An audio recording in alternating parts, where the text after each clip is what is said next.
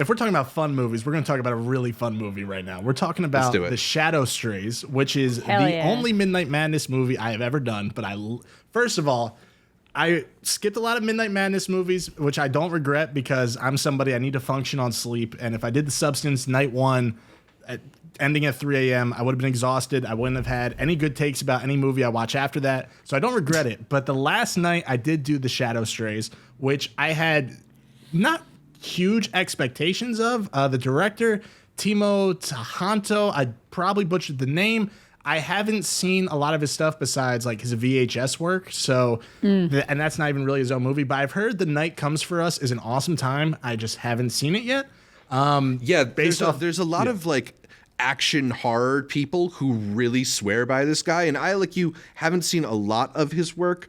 He had this movie on Netflix a couple years ago, The Big Four, that was pretty fun. But I haven't had a full Timo Tjahjanto experience quite yet. But how was The Shadow Let me tell you, he's got some diehard fans for sure, because there were people, not every Q&A question, but there were a couple. The guy 2 seats down was like, yeah, I drove from Chicago today just to see this movie. So, and a lot of people are like, does this connect to your other movies? So the guy has a dedicated fan base, and this definitely sold me on checking out the rest of his stuff.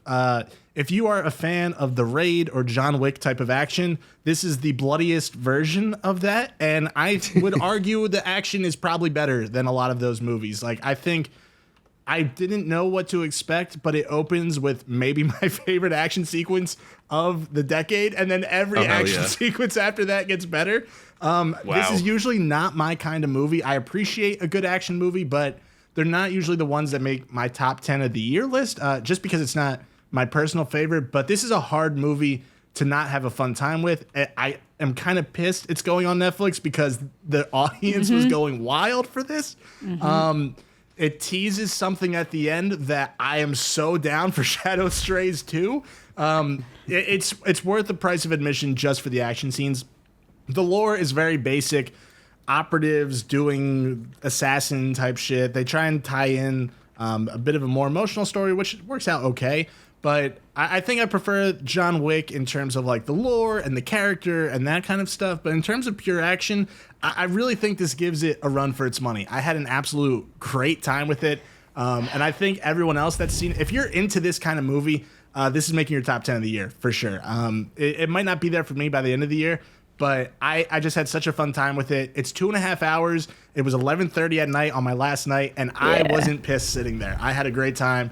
And yeah, it's definitely a movie to get high off of. Highly recommend checking it out. I think it comes out on Netflix in October. Could be wrong on that, but definitely worth watching for sure.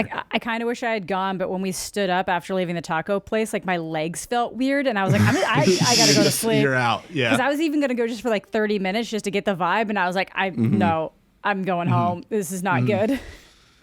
Fair. Yeah, I'm definitely jealous that you got that experience. It sounds like it was a really fun one. And yeah, you're right. October 17th should be available on Netflix, so don't have to wait that long to catch up with it.